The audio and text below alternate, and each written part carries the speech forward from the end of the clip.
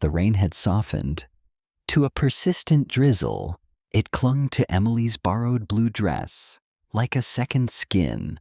Her last tip money, spent on those golden curls, now felt like a cruel joke. Her hair hung heavy, damn, inside olive and wine.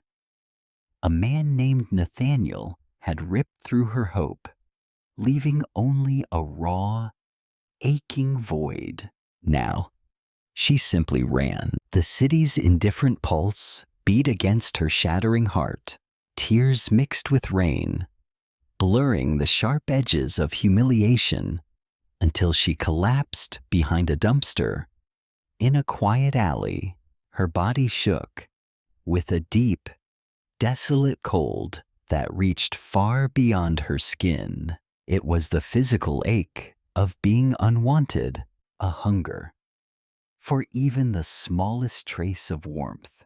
Daniel Walsh sat in a corner booth, nursing chamomile tea. He had seen it all, the bright hope in her posture, the slow, calculated sneer, the gut-wrenching pain as she fled.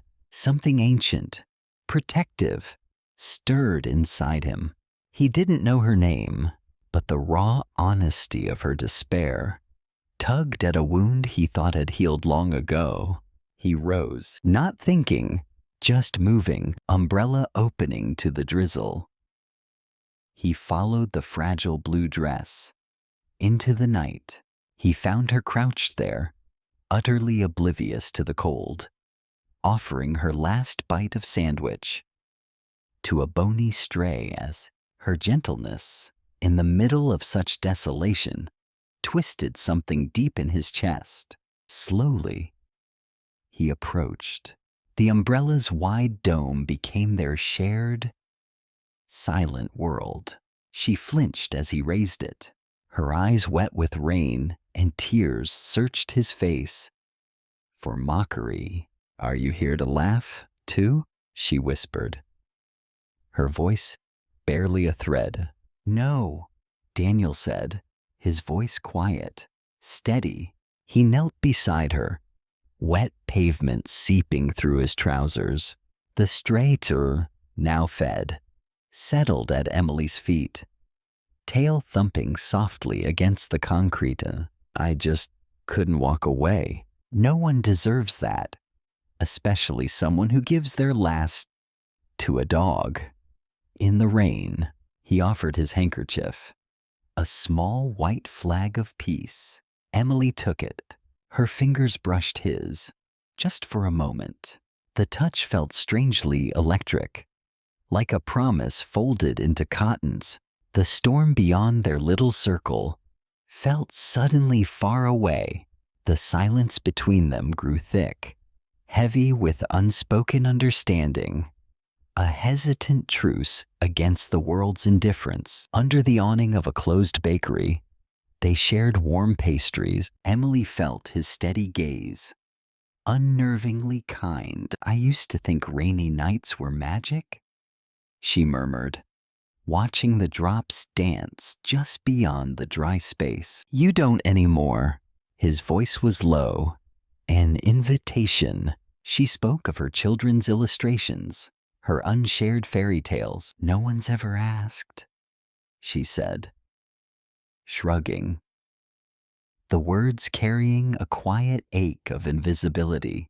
"Well, I am asking." Daniel's eyes, steady, honest, held hers. It was an offering, pure, without expectation, quietly threatening every wall she had so carefully built around her heart.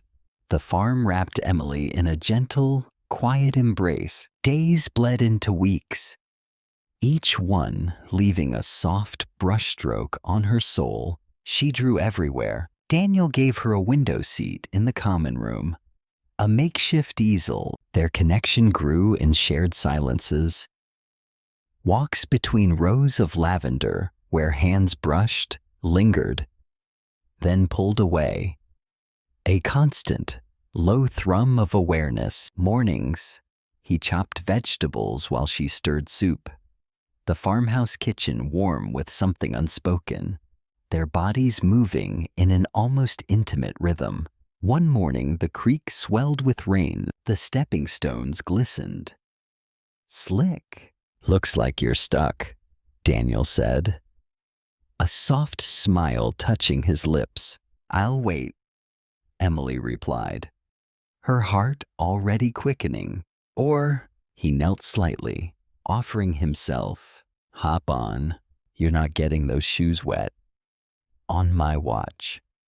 Miss Illustrator, her blush came fast, cheat, but his eyes held no tease, only quiet determination. She climbed onto his back, arms circling his neck, the warmth of his skin seeping through her clothes. His muscles moved beneath her touch, his breath steady, sure.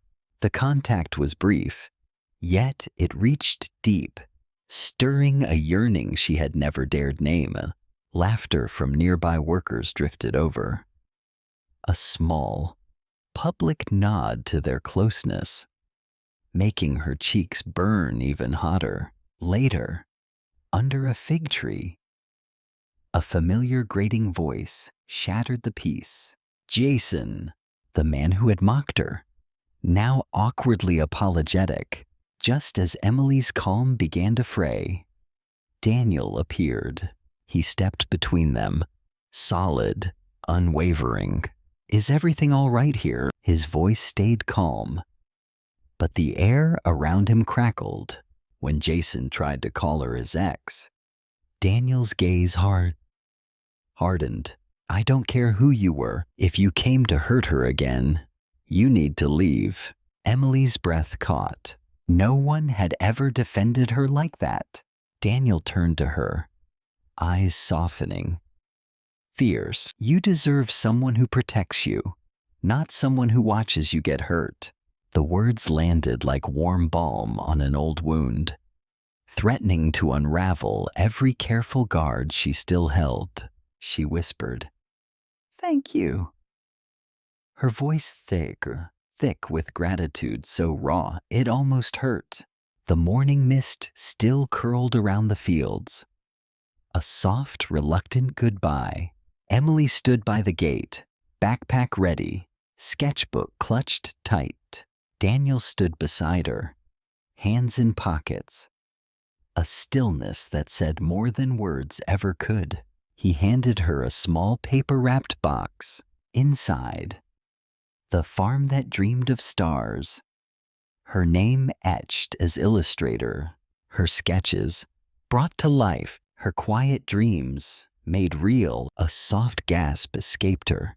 Then, without a word, she stepped forward, threw her arms around him, buried her face in his chest. Her sketchbook tumbled to the dew-kissed grass. "You don't understand," she choked out, tears finally breaking free.